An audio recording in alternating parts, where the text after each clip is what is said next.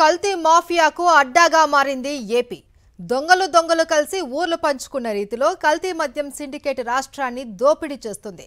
3 క్వార్టర్లు 6 full bottles అన్న చందంగా రాష్ట్రమంతా కల్తీ మద్యం దందా సాగుతుంది. ఈ కల్తీ లిక్కర్ బంధుబాబుల పాలిట యమపాసంగా మారుతుంది.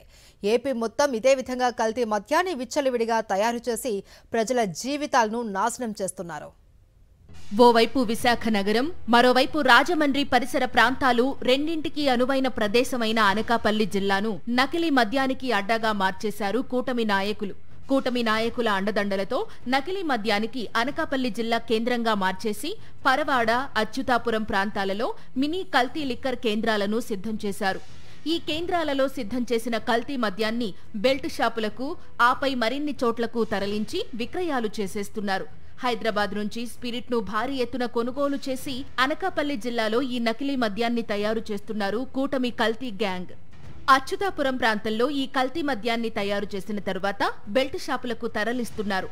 మరికొన్ని కేంద్రాల్లో సీక్రెట్ గా కల్తీ మద్యాన్ని తయారు చేసి ఆ తయారు చేసిన కల్తీ మద్యాన్ని ఒక రహస్య ప్రాంతంలో దాచి అక్కడ నుంచి డిస్ట్రిబ్యూట్ చేసేందుకు హోంమంత్రి నియోజకవర్గమైన పాయకారావుపేటను ఎంచుకున్నారు కూటమి నాయకులు.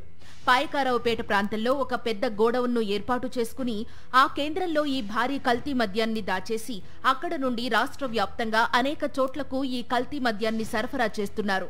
కొద్ది నెలల క్రితం పరవాడలో కల్తీ మద్యం స్థావరంపై ఎక్సైజ్ పోలీసులు దాడి చేసి 2 నిందితులను అరెస్టు చేయడమే కాక వారి వద్ద నుంచి 72 లీటర్ల స్పిరిట్, నకిలీ మద్యం తయారీకి ఉపయోగిస్తున్న యంత్ర సామాగ్రి, ఖాళీ మద్యం బాటిల్ స్టిక్కర్లు, రంగు కోసం కలిపే రసాయనం స్వాధీనం చేసుకున్నారు. అయితే ఈ కల్తీ మద్యం తయారు చేస్తున్న గ్యాంగ్ లో టీడీపీ నేత రుత్తుల రాము కీలక పాత్ర ఉందని పోలీసులు గుర్తించి అతన్ని అరెస్టు చేశారు. నర్సీపట్నం నియోజకవర్గం మాకవారపాలెంకు చెందిన రాము స్థానిక టీడీపీ ఎమ్మెల్యేకు అత్యంత సన్నిహితులుగా తెలుస్తోంది.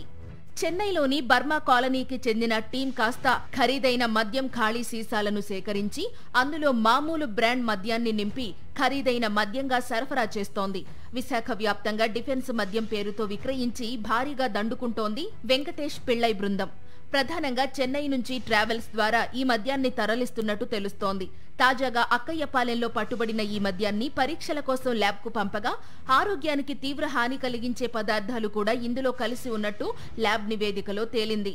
ఈ కల్తీ మద్యం తయారు చేసే కేంద్రాన్ని సైతం ఏర్పాటు చేసి ప్రజల ఆరోగ్యాలను పాడు చేయడమే కాకుండా ఈ కల్తీ మద్యం తాగి అనేక మరణాలకు కారణమవుతున్నారు కూటమి కల్తీ గ్యాంగ్.